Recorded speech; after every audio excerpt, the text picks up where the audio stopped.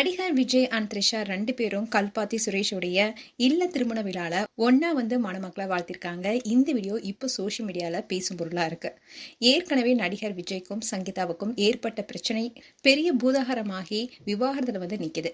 அவர்கிட்ட இருந்து தனக்கு விவாகரத்து வேண்டும்னு மனு தாக்கல் செய்ததோடு மட்டும் இல்லாம அடுக்கடுக்கான குற்றச்சாட்டையும் முன் வச்சு பகீர் கிளப்பினாங்க சங்கீதா. அதை பார்த்து விஜயோடைய ஃபேன்ஸ் ஆகட்டும் தொண்டர்களாகட்டும் அதிர்ச்சியில உறைந்து போயிருக்காங்க. இந்நிலையில நேற்று தஞ்சாவூர்ல பேசிய விஜய் திமுக என்ன பழிவாங்கிறதுக்காக பல விஷயங்களும் செஞ்சுட்டு வரதா மறைமுகமா சொல்லியிருந்தாரு. இதை தொடர்ந்து பல சர்ச்சைக்கு நடுவுல விஜயும் த்ரிஷாவும் ஒன்னா சேர்ந்து திருமண விழாவுக்கு வந்திருக்காங்க. ஏற்கனவே விஜயோடைய மனைவி சில நாட்களுக்கு முன்னாடி செங்கல்பட்டு நீதிமன்றத்துல தாக்கல் செய்திருந்த மனுல விஜய் திருமணத்தை மீறிய உறவுல இருந்தாரு, அதை நான் தட்டி கேட்டேன், அதனால அவர் என்ன சுதந்திரமா நடமாட விடாம தடுத்தாரு. அதே மாதிரி எனக்கான நிதி ஆதாரத்தையும் தடுத்து கட்டுப்பாடு விதிச்சாரு. செலவுக்கு பணம் தரல, நடிகையுடனான உறவை கண்டிப்பா முடித்துக் கொள்வேன்னு உறுதி கொடுத்தாரு. இதனால பெரிய மன உளைச்சல இருந்தேன். விஜயுடன் இருந்த போட்டோஸ அவங்க ஷேர் பண்ணிட்டே வந்தாங்க.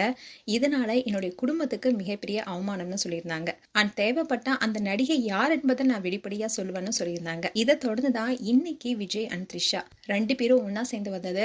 சங்கீதா சொன்னது எல்லாமே உண்மைன்ற மாதிரி இவங்க 2 பேரும் சேர்ந்து வந்திருக்காங்க.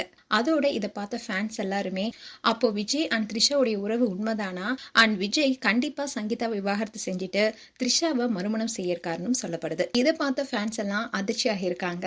இவங்களுடைய பிரிவுக்கு த்ரிஷா தான் முக்கியமான புள்ளியா இருந்திருக்காங்கன்னு பலரும் பல விதமான கருத்துக்களை சொல்லிட்டு வராங்க. மேலும் விஜய் த்ரிஷா குறித்து உங்களுடைய கருத்துக்களை கமெண்ட் செக்ஷன் சொல்லுங்க. இது போன்ற வீடியோஸை பார்க்க நியூஸ் தமிழ் கிட்ஸ் சப்ஸ்கிரைப் பண்ணுங்க. மறக்காம நோட்டிபிகேஷன் பட்டனை கிளிக் பண்ணுங்க.